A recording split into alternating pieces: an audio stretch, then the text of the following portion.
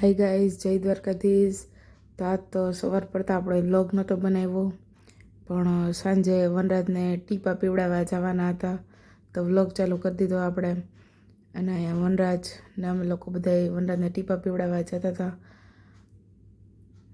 જો કેવો ટીપા પીવે છે.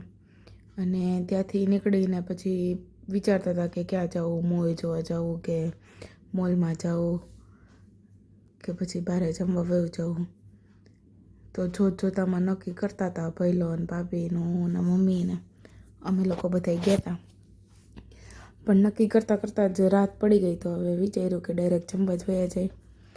તો અહીંયા ભઈલો ઓર્ડર લખાવતો હતો બધો જમવાનું આવ્યું ને તો આપણે તો વ્લોગ બનાવતા ભૂલી ગયા. વળી બહાર જમી કરીને બહાર બેઠા છીએ.